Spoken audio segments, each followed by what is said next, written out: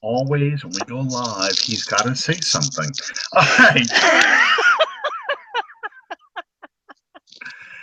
All right, guys and girls, welcome to another episode of Under the Dome with my hysterical co-host, Sean Williams. I'm your host, Alan Ulrich. How you doing, guys? Doing great, man. Doing great. It's been a long day. We had our yearly tests and scans this morning at the hospital. As far as we know, everything is good, but I'm going to get into that a little bit further in a minute. I know you have a very, very extra special introduction to make there. Yes, this is sibling rivalry. Okay, about 2-3 weeks ago, we had Matthew on. I get a text message on my iPad telling me, well, I have to be on now because Matthew was on. So this is the redhead in the bottom of the screen here is my daughter, Allison Ulrich. Allison is a basketball player more than a football player, but she's played football. She's played cabbage ball. She won a state championship in basketball. She's currently at my alma mater. She's at UL Lafayette in her dorm room, supposed to be studying, but she's going to be participating with us for a little while, and she's going to talk to us what she knows about football to show that she knows more than her brother. So welcome tonight, Allison. I can see a Twitter war going just immediately after we leave the air. Oh, yeah. So say hi, Allison. She's hi. cold. Is that Matthew texting you right now? No, that was Paige. Oh, okay. Anyway, I know Matthew's watching, so he's going to go, oh, my God. Right. So anyway, I just want to show also it's equal time for women. I'm going to show my daughter knows just as much football as her brother does. So we have a very high IQ football family here. There's worse things in the world to be educated about. I will That's say right. that. Welcome, Allie. We're glad to have you. Real quick, I want to pay the bills. We want to thank Fan First Productions, and also, if you guys like the Carolina Panthers in any way, shape, form, or fashion, which a lot of our fans do not, and that's okay with me, but the guys from Fan First Productions also do a Carolina Panthers podcast called The Carolina Cat Chronicles, to which we occasionally do appearances with them as well. We want to invite you guys to go to iTunes and to YouTube and subscribe to our channels, the Under the Dome. I don't know it. Alan, you can correct me on it. I don't know if they're still listed under the C3 network, but it may have that included in the title. Anyway, you guys subscribe. We really need to push our subscription rates up. I think Absolutely. I think the last time I looked, our YouTube channel has 64 subscribers. I'd like to see that go to 100 before the draft. That would be a cool thing to set for a goal. Absolutely. All right. You want me to go ahead and do my little Yeah, I thought you were going to go ahead and do that. I was giving you free space to do that. I never know if you're ignoring me or if you're just listening. Not at all. I am listening, and I'm going through stuff right now just to double check what you were talking about just a second ago. See, actually, the concept of multitasking is so far out of my wheelhouse that I don't recognize it when I see it.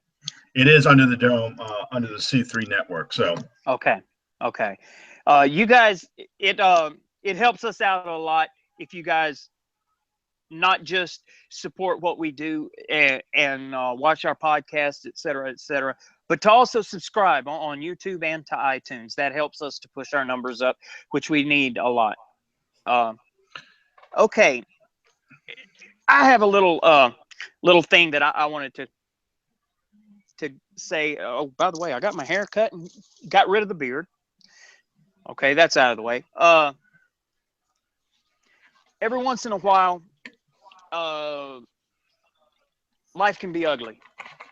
And let's see, for 2000, in October of 2012, my family found this out firsthand because I was diagnosed with stage 3 colon cancer.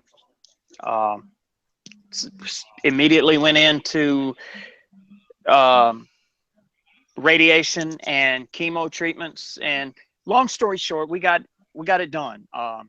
Saturday passed, John Pinto's birthday, actually, January the 28th, made 3 years that I have been cancer free. And I wanted to take a moment here on this platform that we have, that reaching this 3-year milestone for me is not something that I did by myself.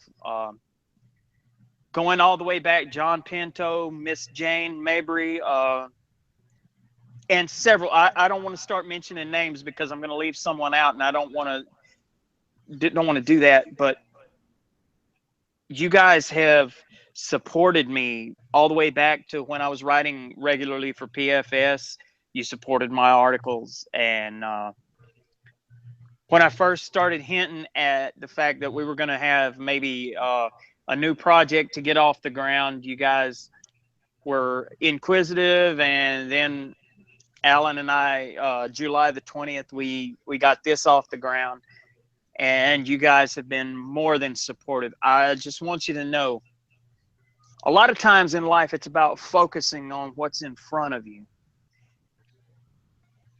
Sometimes it's equally as important to focus laterally on what's around you, because what's in front of you may be too horrible to focus on at that moment.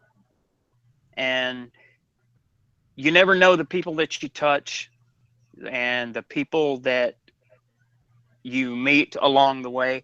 You guys have supported me in a way that I can't even begin to express.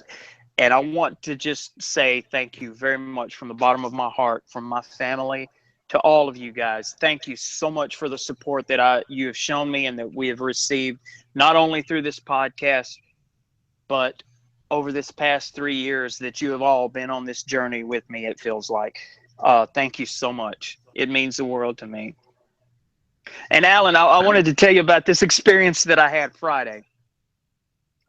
And it's kind of funny. It sounds like I'm patting myself on the back, but it's really not. It was so cool. And I say it, I want to share this with you because it has to do with what we're doing here. We're trying to reach mass media. I mean, we're trying to reach numbers. I had to go into the hospital Friday to have my blood work done before my tests today. And registration, and I keep looking over here to the side, and there's this 8-year-old young man over there, and every time I looked over there at him, he was like, and ducked down, and this went on for about 15 or 20 minutes. So I go to the lab to get my test done, don't think anything about it. Well, here in a minute, this young man and I would assume his dad, walk in, and he's doing the same thing. He's sitting there looking at me and pee-pie, and I'm thinking, what is going on? The kid's dad walks over to me and he says, look, you're going to think I'm crazy, but my son over there is convinced that he recognizes you. And I was like, really? How so? He said, he's convinced that he's seen you on YouTube on that Dome show talking about the Saints. And I didn't want to fall out laughing because I didn't want to insult the man in front of. I just kind of put my head down and picked up my cell phone because my cell phone has an Under the Dome, the logo for our podcast. It's my screensaver when it's locked. And I said, well, actually, your son's right. And I turned the phone around where he could see that. And he was like shocked. And he said, would you mind talking to him? I said, sure. What's his name? He said, JJ. So I said, JJ, come here, man. And I sit and I talked to, and this little kid, he proceeded to tell me a positional analysis of the entire Saints roster, what's wrong, what they need to do in free agency, what they needed to do in the draft. And I mean, this kid knew his stuff. So JJ's going to be an upcoming guest on the show. I can see this coming. When I walked away from it, Alan, I was so ashamed of myself that I didn't offer that. But the kid asked me for my autograph, and it just made me lose my mind. JJ, you're welcome to come on the show as an analyst. You're welcome to come on the show as an analyst. You got more talent and more foresight than I do, my little man. Yeah. And to JJ, if you're watching tonight, which I really believe that you are, you made my week, man. You made my week. Acting with people, I love for people to come up and tell me that I have made some kind of impact on them. And this goes right back to what I was just talking about, because sports has always been football especially, has always been my escape. And 3 years ago, I desperately needed something to focus on besides the fact that I was sitting in a house with a disease that could take my life 6 months after my son was born. And this has given me that opportunity. And the only way that this opportunity keeps going is with you guys. And I thank you for that. I think checks. So I gotta lighten the mood. I'm sorry. No, Sean, I totally get that. I mean, cancer it's a scary thing. So, and most people, unfortunately, don't make it. So yeah, like the old Tim McGraw song, "Live Like You Were Dying." Yeah, that's exactly it. You have to not take anything for granted, because you don't know what tomorrow holds for you. That's exactly right. So yeah, and yeah. I'll throw a real quick statistic out there for you. The type of cancer that I had, which is colorectal, it's the third leading diagnosed type of cancer. For every one of me that's sitting out here saying that I'm 3 years cancer free, there's 3 people that are not. Right. Yeah. We just lost somebody at work to cancer, not colorectal, but cancer of the esophagus, and he was diagnosed in end of April, early May, and he was dead by October. He had stage 3. It was very aggressive. The treatments weakened his immune system to the point that, his recovery was really a challenge for him. And while he was trying to recover, the treatments kind of pissed off the cancer, and it came back with a vengeance. So yeah, absolutely. It's a scary prospect, because for so many people it's a death sentence, and it's terrible to think about. Well, I'm going to tell you, it does not escape me just exactly how very blessed that I am. And I have my religious beliefs.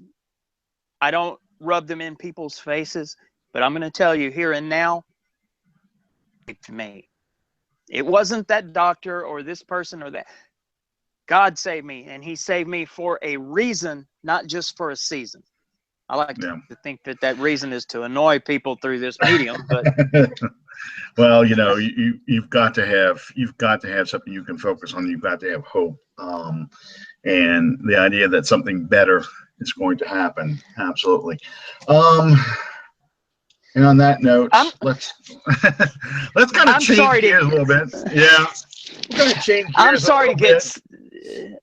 Well, we got to. I wanted to say thank you, and there doesn't seem to be any proper way for me to say it and sound genuine as I'm trying to be, but make no mistake about it, you guys.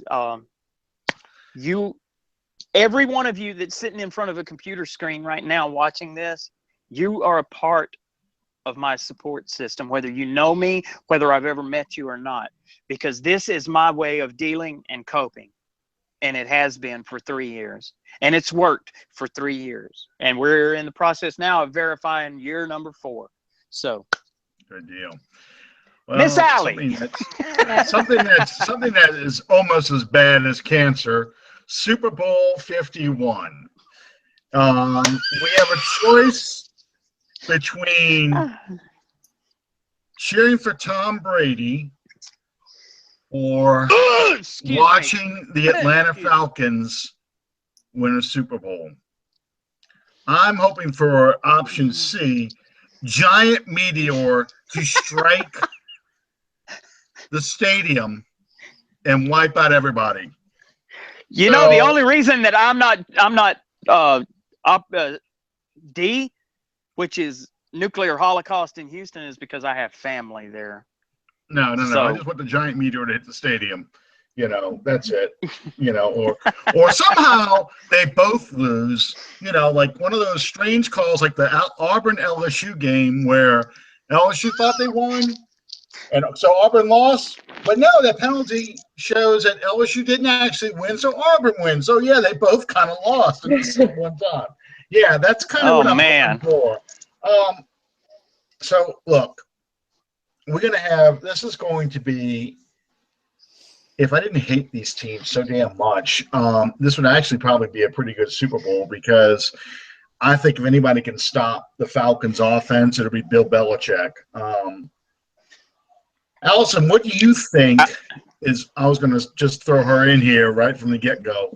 What do you think is going to be the hardest thing to stop, the Atlanta Falcons passing game or the Atlanta Falcons running game?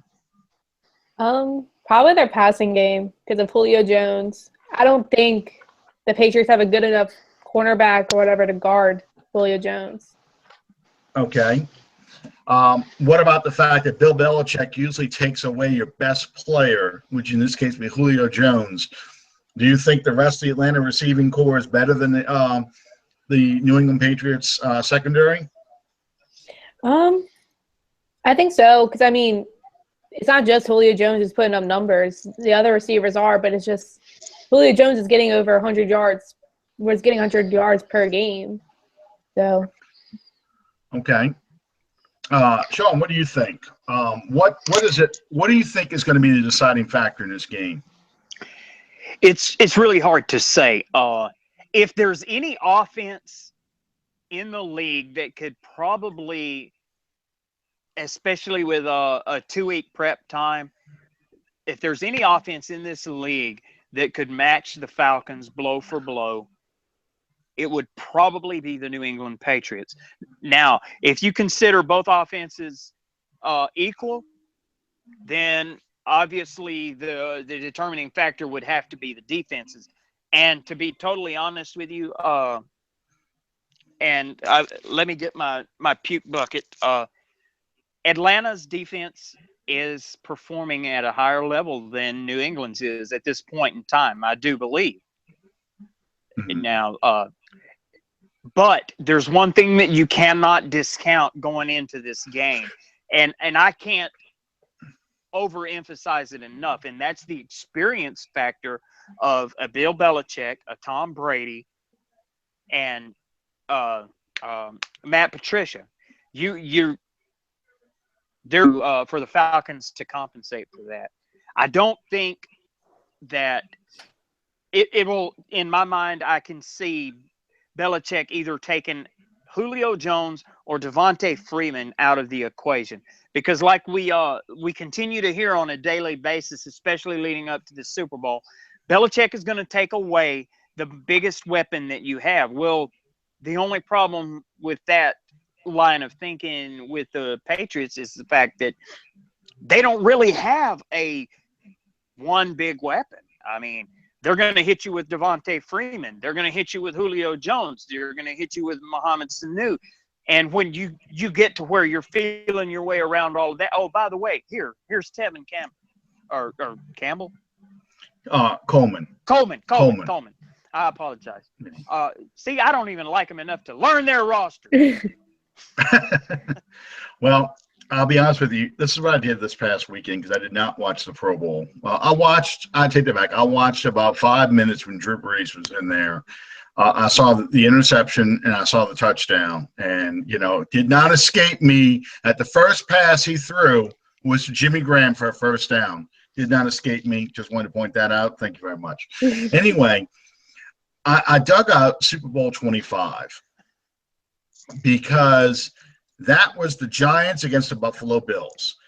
And the Bills had the K-gun. That was Jim Kelly running that no-huddle offense, very explosive offense. You've got Thurman Thomas. You had Andre Reed, Pete Metzelaars. You had Ronnie Harmon. You had a good defense, okay, a good pass-rushing, undersized defense going against a Giants team that basically had O.J. Anderson.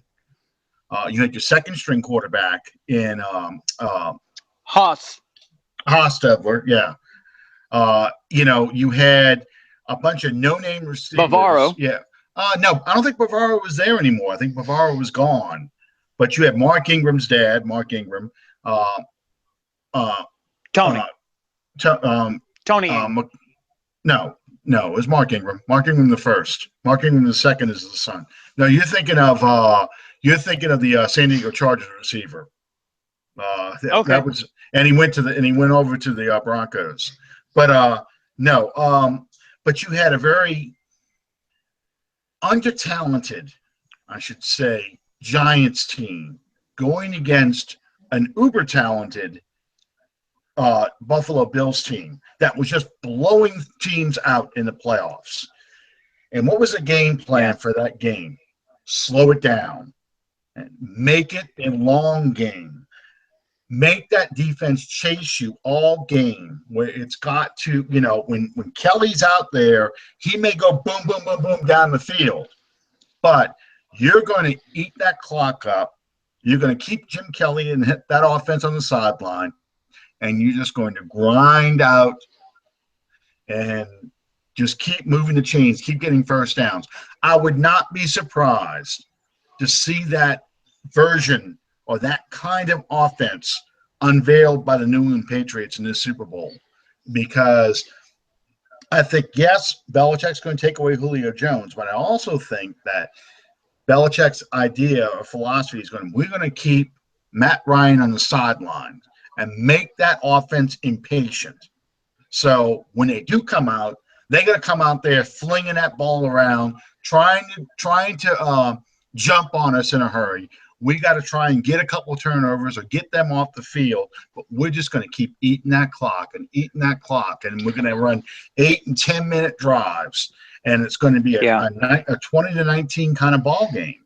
And I think that's the kind of game that Belichick's going to play against the Falcons, because that kind of thing works. And I think that with the Falcons, when you talk about the experience factor, they will get impatient, especially that defense being out there for so long. They're going to want to get out there and score quickly to change the dynamic of the game, because that team is built to run on a fast track and just, run up the score and let that pass rush, turn that pass rush loose, because you're trying to play keep up, with the Falcons. So that's my feeling. Sure. That's my feeling. So who do you see winning? Not to put you on the spot or anything. Well, after all that, I do see Tom Brady hoisting another damn Lombardi trophy, and we're going to have to hear all this crap about how he's the GOAT and everything else. But I think Belichick is just a much better coach than the human thumb Dan Quinn. You know, I think the experience factor is just going to be better because, I mean, go back to that 1998 Super Bowl against the Broncos or the Falcons. Morton Anderson goes to kick a chip shot field goal. He's made 100 times, and he misses it. And what does he say after the game? He says, man, he said, I went to set up like I normally do, and before I'm ready to go, I made the mistake of looking up in the end zone. And in the end zone, at that corner, he saw so many cameras pointed at him, and it hit him right before he kicked that, oh, my God, this is a Super Bowl. This is a lot different than a regular game. And yeah, he missed it. He hooked it. And he said, it gets to you because it's so different. There's so many more people on the sideline, so much more media, and the finality of it all. You know, the game gets to be too big for the first timers. So, yeah, I'm going to go. Well, you know, New England. If you think about it, the Falcons team that made the Super Bowl against the Broncos, correct? Yes. There's no one left from that roster, is it? Oh, no. That was I mean, that goes back to 1998. That was Chris Chandler and Jamal Anderson. And the linebacker was really good, Jesse Tuggle. You know, that was a totally different team. Yeah, no, that was Dan Reeves' team. So you can basically say that this is a team that's never been to a Super Bowl before. Absolutely. Nobody on that team's ever. Well, I take it back. Dwight Freeney's been to a Super Bowl. You know, Dwight Freeney, of course, played against us and also played in the 2006 Super Bowl. But I mean, Freeney lost one in 2009. Yes. Who was that? He lost that too. Yeah. That ankle. Oh, that's my wife's favorite part of that game. Right before they run ambush, when you're watching NFL Films version of when they start going to the Super Bowls, all this, you know, they get to the Saint Super Bowl. You know, they have the audio, and you hear the line coach say, "We got plenty of time. You know, we get the ball first and second half. We got plenty of time." They're going to retape his ankle and stuff like that. Ambush happens, and Freeney's not out there. And Freeney got one sack, and that was it. You know, he was not a factor in the second half at all. So, Allie, who do you like going into this game? Probably, this is really killing me to say this, but the Patriots, because I don't like Atlanta at all. Because I don't want to hear them gloat if they win. I can't. No. Well, I posted this thing on some of our chat rooms last night. This Patriots fan, this Falcons fan tweeted out, "Just watch the Pro Bowl. Bruh, these Falcons haters, there wasn't a single Falcons player on the Pro Bowl roster." And the person that posted this said, "Man, Falcons fans can't really be that stupid." Dude, we have not yet scratched the surface of how stupid it is. Okay, well, now, the problem you have is the Dallas Cowboys and the Seattle Seahawks have both been eliminated in the playoffs. So all their fans have to go somewhere. So they're on the Falcons bandwagon. Okay, well, now all that being said, I guess it's my turn to. I can, like I said, it's in terms of explosive offenses. Atlanta is one of the most explosive that I've seen in quite some time. I hate the team. Ooh, that was close. It's a lot like they're explosive, a lot like tequila and taco night over at Pancho's Mexican Buffet. Okay, well, we'll give explosive points to the Falcons. But there again, planning. There is no team ever in the history of this league that Bill Belichick cannot match play for play, offense, defense, special teams. Bill Belichick is without a doubt the greatest coach that has ever coached in pro football, and I'm willing to allow that. Now, his quarterback being the greatest of all time, pardon me, there's no way in hell you'll ever hear me say. Darn Unitas, Joe Montana.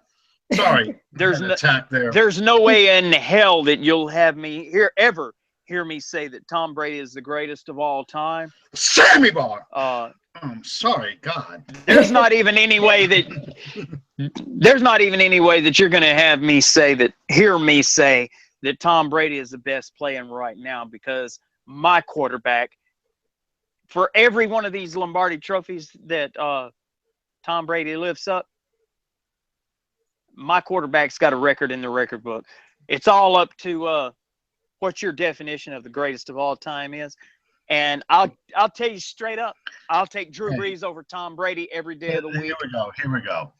I said this at the other show. I'm sorry to interrupt you. I said this at the other show. You realize with the Atlanta Falcons going to the Super Bowl, the NFC South is the only division in all of football to have 4 teams go to the Super Bowl since that division was created in 2002. Okay? Exactly. All four teams are capable of going to the playoffs every year. Okay? Look at the AFC East. Are you telling me that the Buffalo Bills, who have not been to the playoffs in the 21st century, the New York Jets, and the Miami Dolphins are a challenge to the Patriots? They had a stat up the other day showing all the quarterbacks that had been in the AFC Championship game. And it's like Brady, Roethlisberger, Brady, Roethlisberger. I think Flacco is like the black sheep, kind of stuck in there in 2012. But Brady. I'm like, really? I mean, you look at the AFC East or the AFC in general.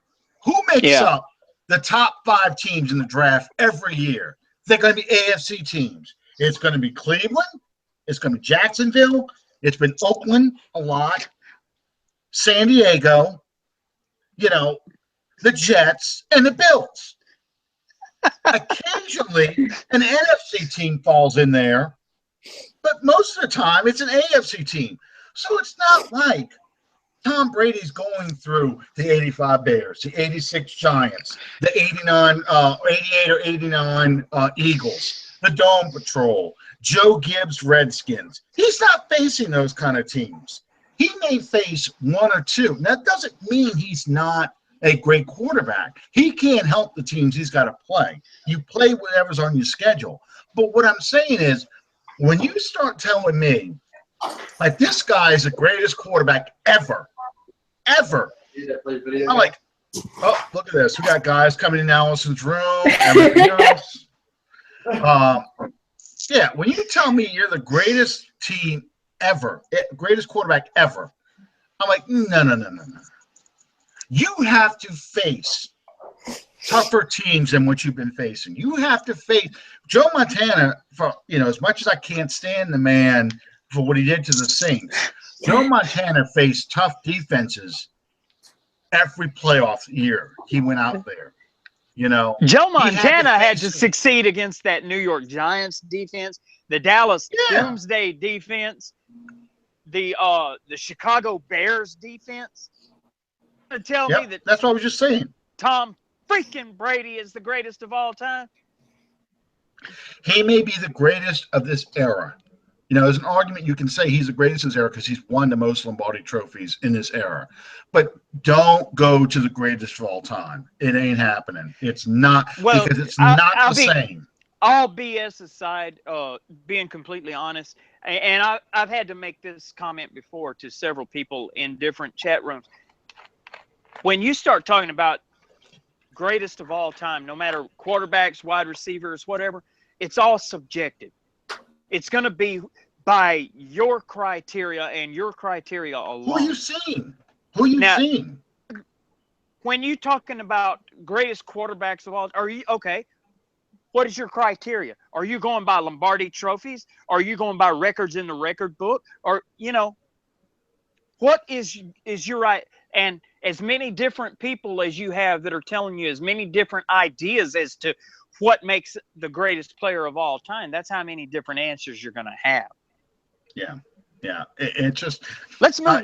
You can't. Let's move on to Shouldn't compare errors. Can't compare errors at all. There's no way that you can do that and be fair to each one of those athletes. No. It's the same reason why I defend the 72 Dolphins as being a great team. I don't care what their record was. No one else has done what they did. Exactly. The Patriots came close, but nobody did what they did. If it's so easy, how come nobody else has done it? Yeah, how come nobody else has done it? That's exactly. And it was a different era. Okay, I have a question for you guys. What would earlier? I guess it was yesterday. We announced the hiring of linebacker coach Mike Nolan by the Saints. Alan, what do you look at to be the pros and cons of that hiring? Mike Nolan was a head coach of the 49ers. He's the son of a former Saints head coach, Dick Nolan.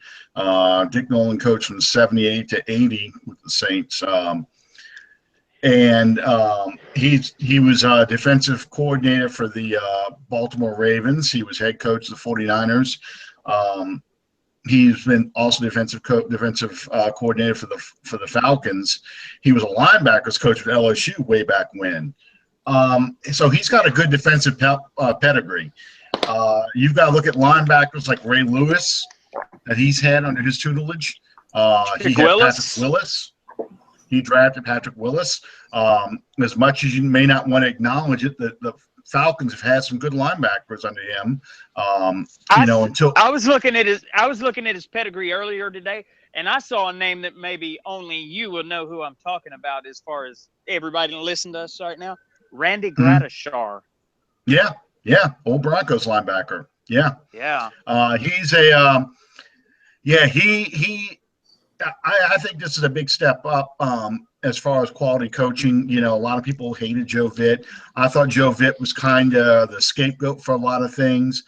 But what you've got with Nolan is you've got somebody who has a proven track record of developing linebackers and can fulfill that sounding board that Vitt did with Peyton, as far as an experienced coach who's been around the league and knows what he's doing, can organize the practices, can war game with Peyton on different offenses and defenses and what he would do and what he sees.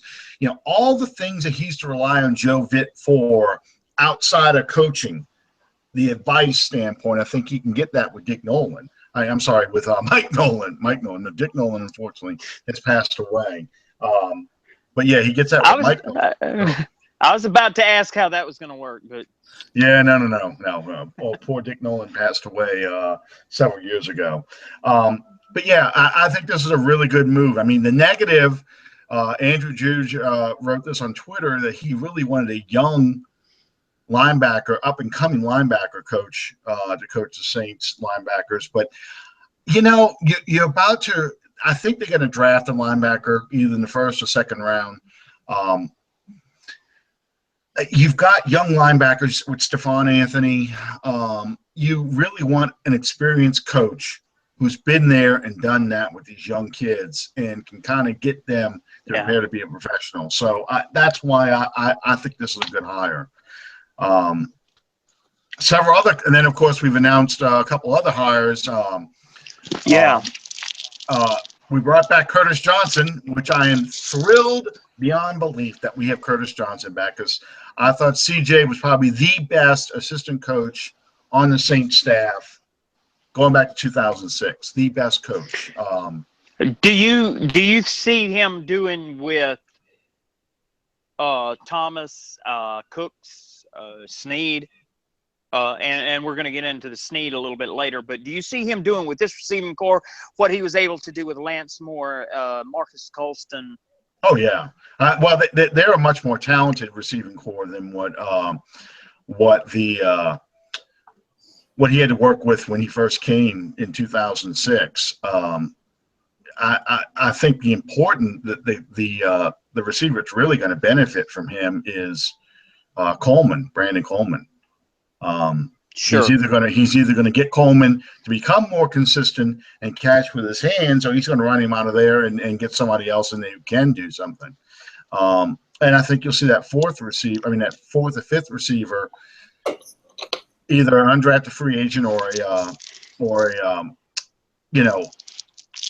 rookie, that they draft this year, really step up and have an impact. So I think it's fantastic. And then we got a new special teams coach. The special teams coach has a good track record. What are you doing? I'm checking my notes, man. Are you eating? Me? Are you eating chips? Yeah. Me? I'm just wondering. I hear like all this crackling. Okay, I just want to make sure. It's like Rice Krispies all of a sudden in my ear. So. It's the microphone brushing up against my razor stubble, I guess. I got you. Well, you're going for that whole Don Johnson Miami Vice look. I got it. Yeah, well, it's a dirty job, but somebody's got to do it. So, Allison, give us your thumbnail sketch while we have somebody here eating Rice Krispies. Give us your thumbnail sketch on the receivers. What do you think of the receiving core? I really like them. Cooks and Thomas both got over 1,000 yards this past season, which was really good. I think if Snead didn't get hurt in the last game, he would have got to 1,000 yards. They're probably the best three receiving core in the league this past season, in my opinion, because they all came up with amazing catches, and they both, each game, one was dominating. Well, what people don't understand or don't seem to be aware of is we had, as she just said, we just had Cooks and Thomas both over 1,000 yards.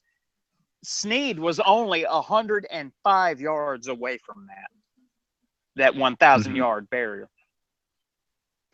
Absolutely. That, it just floors me that none of them made the Pro Bowl, even as alternates. But that's just, it's Do I need to stoke that fire? No. I mean, it's a popularity contest. You named it really well last week. So let me repeat that for those who don't remember last week. Let me find it. The annual pre-Super Bowl league sanctioned popularity contest and marketing supplement. Okay. Yeah, how you like that? How you like those jerseys they had on too? My God, it was a color rush look. I didn't even watch, to be honest.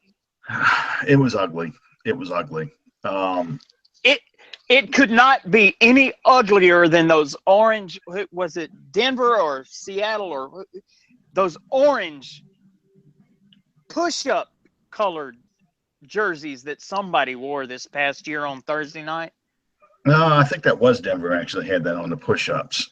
So. Oh man. No, I have to say, actually, the nicest looking color rush jerseys were ours. I don't know why, but I guess because it was so simple. It was just white, with black and gold stripes. They couldn't mess it up too badly. I imagine we would have went all gold. It would have been probably kind of hideous, but in a gaudy sort of way. Very. But I mean, we come from the land of Mardi Gras, so yeah. They could have made them wear. Can you imagine the Saints wear Mardi Gras colored jerseys one year? Purple, green, and gold. People were like, what the hell? What, is something wrong with my TV? What the hell? Get that whole Bobby Hebert look at the sideline look. What? Do you know why LSU's colors were purple and gold? Because when they first had a football team, they needed uniforms, and the only place that they could find enough material to make that many uniforms was from surplus Cadbury's Easter eggs? Was from surplus Mardi Gras gear left out of New Orleans. So the colors became purple and gold. And here I thought it was just Cadbury eggs. Okay. Well, I know Huey Long was a big promoter for LSU, so I did not know that about the colors. Quick, Alan, Allison, go ahead. what are the colors of UL? Red and black. Vermilion red. Vermilion? Oh, my bad. Vermilion red and white. Yeah. Oh my Yeah. God, girl. Never mind. You just keep sitting there. Just keep sitting there. Okay. So next question. Checks in the mail. Next question. She's got a Raging Cajun shirt on too. All right. So we have we have one big coaching vacancy left. Then we got a couple of assistants. One maybe an assistant linebacker coach, which I don't know if they're going to fill that or not, because I think one of the reasons why we had an assistant linebackers coach is because Vitt was kind of doing more than just coaching the linebackers. I think that's what the assistant was mainly doing. The only vacancies, I'm sorry to interrupt, the only vacancies that I'm showing that we have left is the special teams guru, which I fully anticipate, what's his name, O'Day? Kevin O'Day, yeah, coming back. I fully anticipate him being elevated to that position. But the only other one that I see that we haven't addressed thus far is defensive line coach. Yeah, and I expect we'll probably hear something the next day or so. Senior Bowl really is a job fair, and I'm pretty sure they've got it narrowed down. They interview probably a couple people at Senior Bowl, but they'll probably have that named the next couple of days. Now, they try not to have too much outside news Super Bowl week because I like to keep the focus on the two teams, but I'm sure the Saints will make an announcement, very quietly. They hired a defensive line coach in the next couple of days, so I'd be surprised. Okay, so we talked a little bit of wide receivers. Willie Snead is going to be hitting free agency. I think he's a restricted free agent, is he? Or is he unrestricted? Give me 1 second. Let me pull that up. That's what I'm doing myself. I thought I looked that up earlier, but I don't know. Today was a Monday disguised as a Tuesday. Let me see. Hang on. Got it right here. Loading.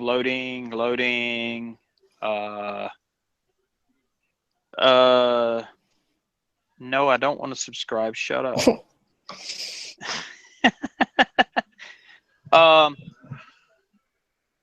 Here we go. Willie Snead. Yeah, he's not that important. He's an ERFA. What the hell is an ERFA? I know restricted is RFA. I guess earned restricted free agents.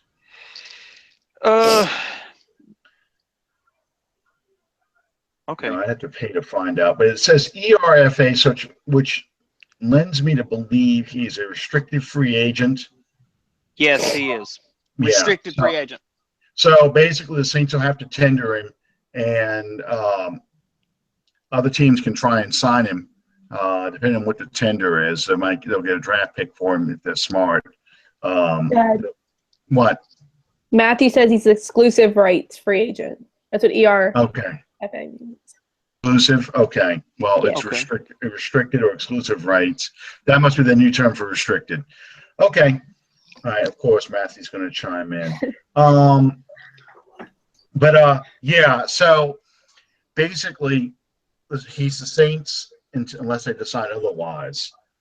Now, some people were speculating. I saw Christian Garrett was speculating that Corey Fuller, who they signed right before the end of the season, I think the week before the Atlanta game, is a possibility as being the fallback option if someone goes and grabs Snead and pays him, and the Saints, just get the compensation for him. Do you think that might happen? And if so, do you think that's a good or bad thing? Me or Allie? Both of y'all. I'm asking both of y'all. I think it's going to boil down, actually, in the final analysis. I really and truly believe it's going to boil down to not how bad that the Saints want to keep Willie Snead so much as how much Willie Snead wants to stay in New Orleans. it's going to be a matter of New Orleans making an offer to him and him deciding whether that offer is going to be enough to keep him here or in offers from other teams. Because obviously there's going to be someone out there that's willing to pay to get him out of New Orleans. The Saints aren't going to offer him much. They'll probably offer him a tender, probably comparable to a second-round pick. I'd be surprised if it's less than that. And that's still a very workable number for them. How about you, Allison? Do you think that the Saints will keep Willie Snead or work to keep him? Yeah, they do. He's more of the third down guy. So I feel like if they got rid of him, who would they really turn to into your third down guy or whatever? Yeah. I don't think that I think Corey Fuller is somebody they're interested in, but I think that'd be awfully a dangerous game to lose Snead and then count on another rookie or Coleman to step up, even with Curtis Johnson as a position coach. I think you've got a great mixture here with Thomas, Cooks, and Snead. Inside and outside really opens up your offense again. I think expecting a Fuller to fall into that position and just sort of be Willie Snead, I think that's expecting a little much because, I mean, Snead has been in this offense, 3 years now? This will be his third year coming up. And there's last year was when he really came on the scene. Yeah. I think that just expecting that someone to step into that role may be a little much.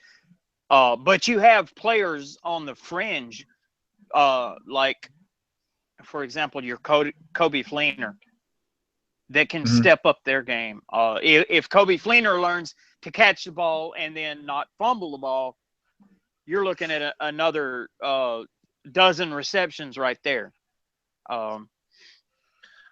Yeah, we're going to talk about the tight end position later on in another episode. I think, there's some interesting possibilities that could happen with the tight ends, especially with two of them coming off of injury. The Saints have been looking at tight ends in the draft.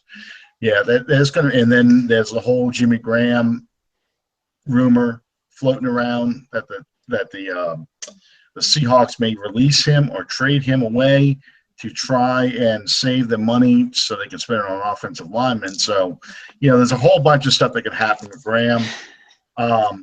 Hey, Allie just broke out in a cold sweat. Hang on a minute. Yeah. Don't just count what happens in the Pro Bowl. I mean, you've got guys sitting there talking to each other. Remember, Darren Sproles came to the Saints basically after he and Breeze worked out together in San Diego. So, these players talk to each other. There's a little bit of recruiting that goes on around there. So we'll see what happens with all these things. But we're going to talk about the tight ends much later. You have on the list next up 3 players likely to move up in 17. What are you talking about with that? Me? Yeah. Well, say just for the sake of this conversation that Willie Snead gets an offer from so-and-so and he decides to move on. Who are the 3 most likely candidates to step up into I'm not going to say a starting role necessarily, but a much bigger role? Well, for me, it would have to be first on the list would be Tommy Lee Lewis. If he can manage to hold the ball and stay out of the doghouse. But Tommy Lee Lewis's first responsibility on this team, as of right now anyway, in my mind, his first responsibility for the New Orleans Saints is going to be a returner.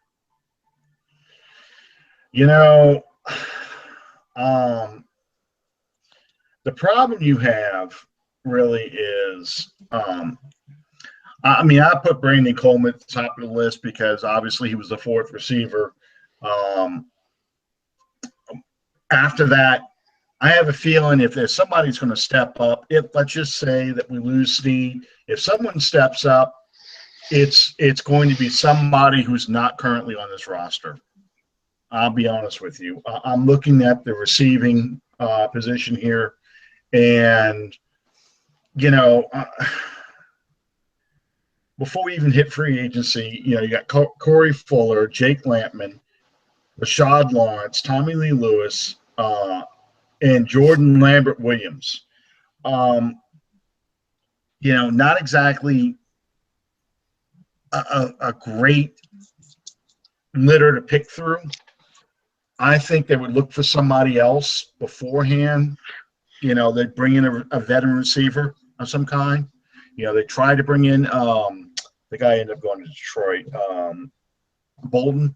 They tried to bring Bolden in, as a possible leadership position. It didn't really work out. They brought that kid in from San Diego. Well, not kid, but he got hurt on IR and they waived him. I would not be surprised to see them draft a receiver. In fact, I know people are screaming right now when they hear that defense, only defense. But I mean, when you're looking at the 6th and 7th round and you're starting to pick through what's left, if you've got a receiver that's pretty highly ranked on the board, you take him, even though you're loaded receiver. So, oh look, Matt's sending me the list of all understanding NFL free agency. Thank you. Yeah, he just sent me something too. Yeah, it's the same thing. He sent it to both of us. That. No, he said if Snead doesn't sign the tender, the Saints offer, he doesn't play that season. What? Oh, yeah. I know that. I know what you're talking about. Yeah, but he's going to sign his tender. That's not a question of that. It's a question of what kind of tender did it give him, and what does anyone try and match that? Because let's just say, like I said, the Saints put a tender on him worth a 2nd-round pick. Okay, so a team that signs him, the Saints will still have 7 days to match it, to choose to match it. And if they don't match it, they get a 2nd-round pick. So, it's a win-win. So, I mean, we'll talk more about that, of course, because of free agency. But what did you give up to get Willie Snead? Nothing. So, yeah. So it's win-win. I mean, don't get me wrong. I love Willie Snead as a player on this team. Don't get me wrong, but invariably the name on the front of the jersey always has to supersede the name on the back of the jersey. Well, I as much as I enjoy Willie Snead, I'm not going to call him a poor man's Lance Moore anymore because he's stepped up considerably. Yeah. He's his own man now. But like Lance Moore, this is a receiver that Drew Brees has made and this offense has made. And it would be hard for him as a number 3 receiver, because that's essentially what he is now, a number 3 receiver, to step into some other offense and become the number 1 or number 2 guy, which is what they probably end up paying him like. So, it would be a challenge for that kind of guy. A receiver that Drew Brees made, kind of like Don't even go there. Don't even go there. Allie just put a laser scope right between my eyeglasses, man. Allison has met Jimmy Graham. I've got a picture of her with Jimmy Graham up in her room. So I'm sorry. Yeah. No, look, guys. I'll be the first one to admit. The further we get into this, the days. It's been kind of a not necessarily a funny joke, but a running joke nonetheless. Making one more run before Drew is done. Those days are beginning to be numbered. I've argued with this for people on the Facebook and everything else for a long time when they get into the weaknesses of Graham. He doesn't block. He doesn't do this, doesn't do that. I'm like, all he did was catch touchdowns. And last time I looked, touchdowns and catching first downs, that's probably the most important thing in football. If you can catch first downs and move the chains and you catch touchdowns and you score, that's all I want you. That's all I need out of you. I don't care if you're the worst blocker in football. If you're catching touchdowns and getting first downs, touchdowns are at 6 points. How much is a block worth? That's right. Last time I looked, the team that scores the most wins the game. I don't know if any other rules have changed since then, but the team that scores the most wins the game. So Yeah. speaking of which, because once we get past this nightmare Sunday afternoon, Sunday evening, we start we start a whole new football season. We start with the draft, which I like to call Christmas in April. The draft is April 25th, except you can't open these presents until really July. But the draft starts up, and we're going to try and do, I think we teased this last time, a super draft preview on April 25th at 8 o'clock, a special 2-hour show with a ton of guests. Many of them have been on the show already. Tyler Raymond, Bob Rose, my own son.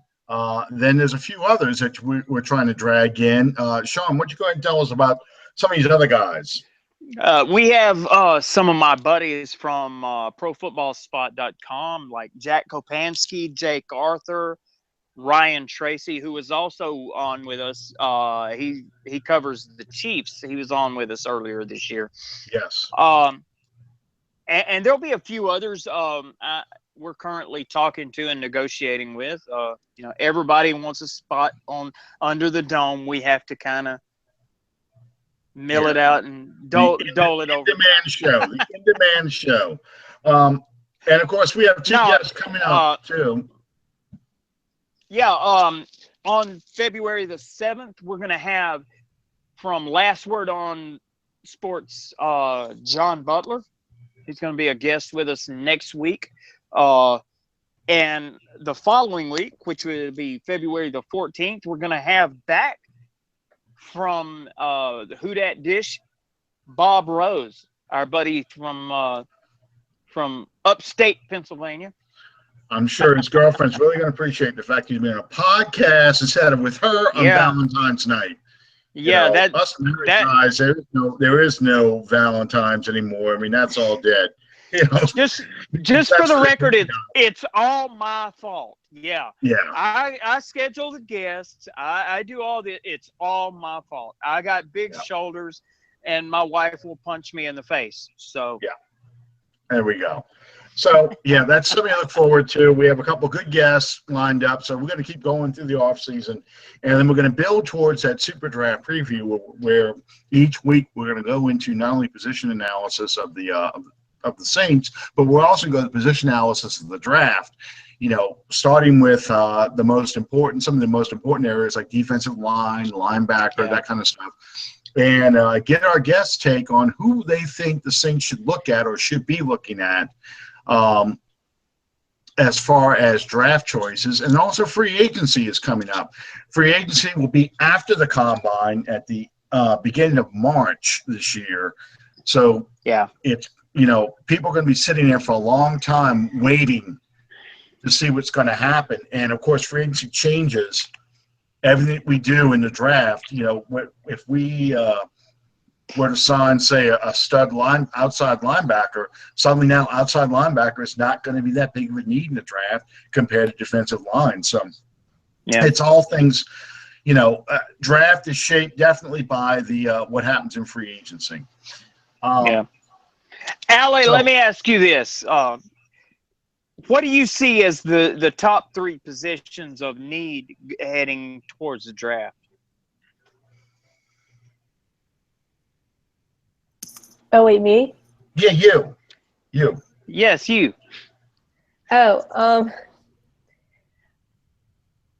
I think the Saints really do need a defense. Really, they need another safety. They need a defensive line, and they need a linebacker. I think those are the three main things they need, because if Kenny Vaccaro can play a whole season and play like he was playing last season, it's gonna be a lot better, because I don't think Jarius Byrd is gonna stay with the team any longer. I think they might move on from him. So if you get a good safety backup that can, outplay Byrd, you can see Byrd gone probably some point this season. I think that the position of safety is going to depend a great deal on the development of Von Bell. I really do. as far as what she was just alluding to in terms of moving on from Jairus Byrd, I think that's going to depend in a great way on exactly how far developed Von Bell goes from his rookie season through training camp. Well, and you're still looking at a 3 safety alignment still. So, even if say Von Bell does develop enough to be a starter, you're still looking at another safety that probably be playing out there because that's just the type of defense they like to run. As we've seen from this past season, depth is something that we really, really need to be, in my opinion, more mindful of, because if your depth is undrafted free agents, then you're going to get exactly what you pay for, if that makes sense. Yeah. No, it does. You're not going to you're not going to put undrafted free agents out there to be your depth, and worst case scenario, which for the New Orleans Saints actually happened at the cornerback position. You're not going to put undrafted free agents out there and have a top 10 defense in the wake of that. Well, undrafted free agents can help you out for a game or two, and they can come in for series and situational football and so forth. But if you've got to rely on them as your starters to cover the type of receivers that you're going to be facing, not only in the NFC South, but just the NFL in general, you're not going to last very long. So, you've got to build up the depth with better talented players. And let's just say, for the sake of argument, they keep Jairus Byrd at a reduced salary. You still are looking at a safety as a possibility in the draft because of Bird's age. And injuries. So, I don't disagree with that kind of analysis at all. Defensively, you're looking at all 3 levels. You're looking at players you need. And offensively, you're looking at least, offensive linemen because age. You do need another guard in there because, even if, let's just say that Jari Evans signs up for another year and he can still play at a fairly high level like he did this past year, you still need to bring somebody in as your guard of the future, possibly playing in Pete's spot, and let Pete challenge Streif for that right tackle position. Or, as he's done all year, this past year, back up Armstead and left tackle. I after watching Pete go through training camp, preseason, and over the season, he has been absolutely ravaged by the New Orleans media. He has had a terrible season, blah, blah, blah, blah, all that. To see him still standing come week 17 and having performed at the level that he did throughout the course of the season. I mean, he had highs, he had lows, obviously, as every player does. But to see him make the end of the season with the experience that he acquired during this season, I think that can only benefit the New Orleans Saints. He gets a lot of flack because he was number 1 draft pick and a very high draft pick. I'll be honest with you. If you would have told me in week 1, or actually even before week 1, at the end of preseason, that Pete would have been knocked out, that Armstead would probably play about 6 games completely and maybe start and not finish 3 or 4 more, I would have said, how many starts did Luke McCown get at quarterback? Because, Armstead's your best best football player. Best offensive lineman. I'm sorry, went through the whole thing. Best offensive lineman playing left tackle. And Pete stepped in, did not dominate like Armstead did, but he wasn't a turnstile either. He played well enough to keep Breeze clean. They only gave up, I think, 13 or 15 sacks? I don't remember the exact number. Something I like that. really love, and yes, we can say that Breeze has a quick release, Breeze can move, and all the other things, but he's still protected Breeze enough that he was not feeling heat constantly from that left side the whole time. And he played well at left guard. He did play very well at left guard. When you put him between Unger and Armstead, when Armstead was out there, he was doing a good job. You know, the weakness of that line was, of course, when Armstead went out, Pete had to move over. Then you put in Melito or Clemente. Then you saw a weakness. That was the problem in the Saints offensive line. So, you know, for all of, and we're going to talk more about the offensive line probably next week, but, you know, for all the crap Pete has gone through, he actually has been a decent player, decent to good player, which is still below the standards that a first-round draft pick should have. But considering the guy has been all over the offensive line, playing almost every position but center, you know, he has shown that he is not a waste. He is actually a good player who can actually help you out and help you win. You know, even Jim Dombrowski, when Dombrowski was drafted, he was drafted to be a tackle, and they moved him into guard and did very well at guard. And we all consider the 1986 draft class one of the best draft classes ever for the Saints. So, you know, that we'll talk more about that next week. We're going to get more on the offensive line later. But for what the point I was trying to make was, for everything that was asked of the guy, for him to even still be standing at the end of this season speaks a lot to his resolve anyway. So, yeah, one last thing, then we'll kind of have to wrap it up now because we're over time. You know, like I told you all about the quarterback, so wide receiver position is probably the strongest position in the team offensively right now. Absolutely. We probably have 3 Pro Bowl caliber receivers who really fit this offense well. And they all play off each other well. Michael Thomas, you know, I said so much about him last week. I can't say enough. He's probably my favorite offensive player, not named Drew Brees, just because I love how he approaches the game. I love how he catches the ball. I love how he finishes. I just love his competitiveness. Brandon Cooks is basically, you know, old Cliff Branch from the Raiders. You know, he is that same kind of player. Mini-me. Yeah, he is. He is. Every time he catches that ball, he is good to go. And then Willie Snead is Mr. First Down. You know, I love the way he plays too. You know, Brandon Coleman's the only question mark we have, and he just does not play at his capacity.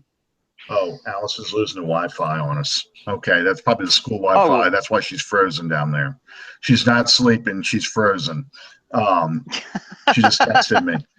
So she might come back in a minute. Yep, she just disappeared on us. Okay.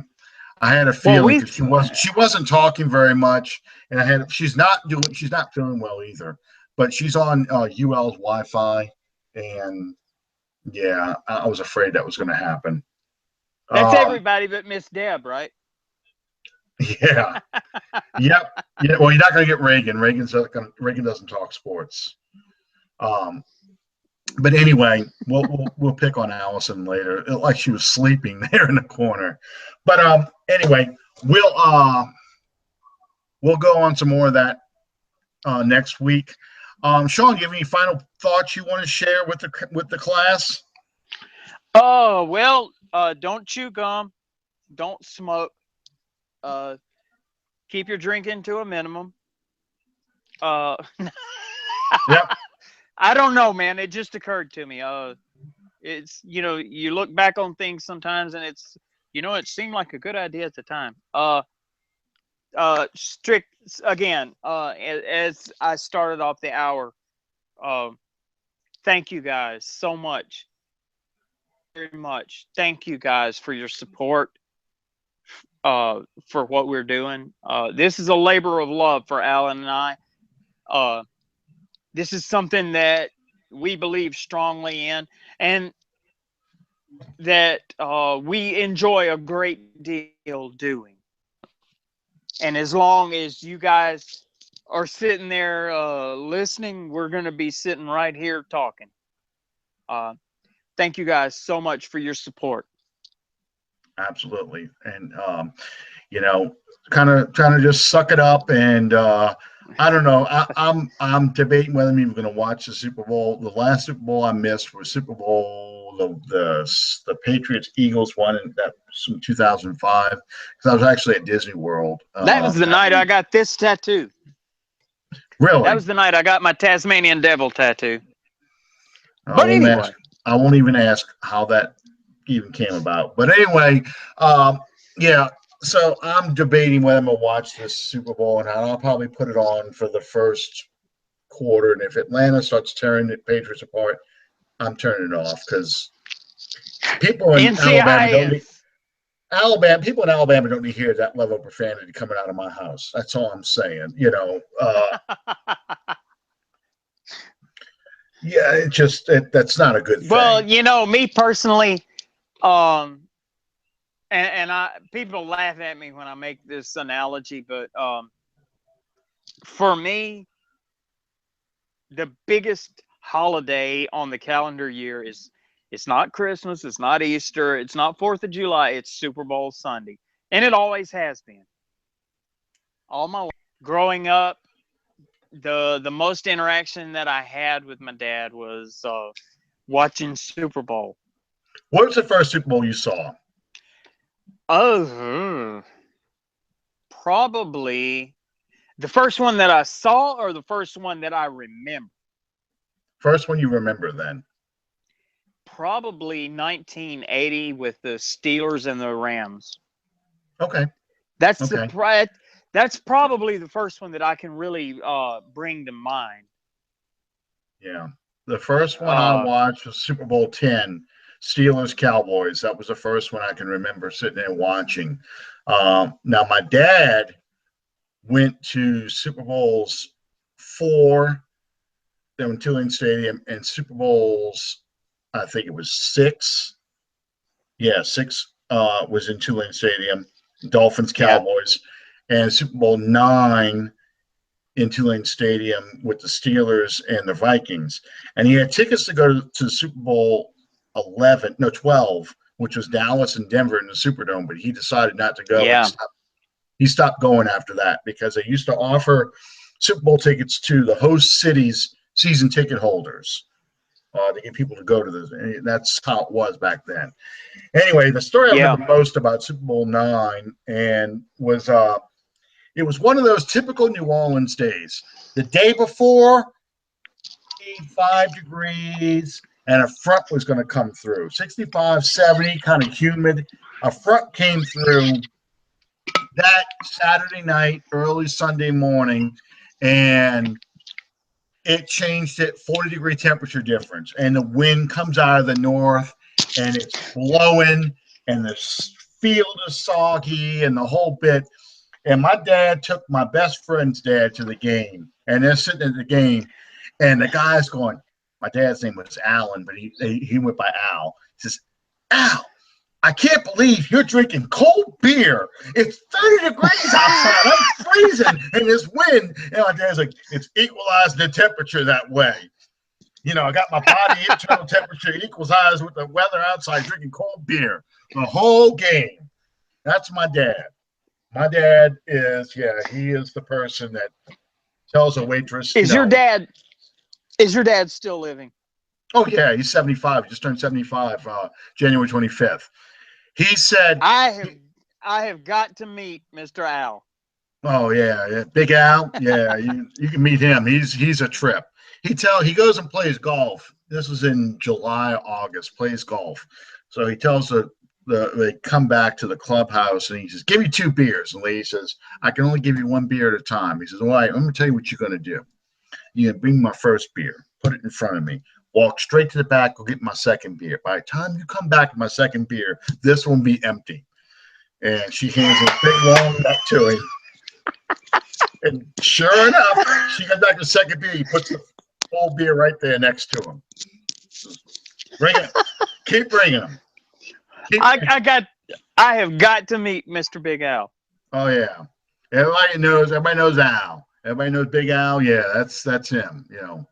75 years old. You'd never guess he was 75. You'd think he was in his 60s. Damn, my dad's a trip. Well, my dad is funny. I have to meet Mr. Al. Oh yeah, and to work for him is even more interesting because the man, he has an unbelievable memory. He can remember everything except when you send him to the store.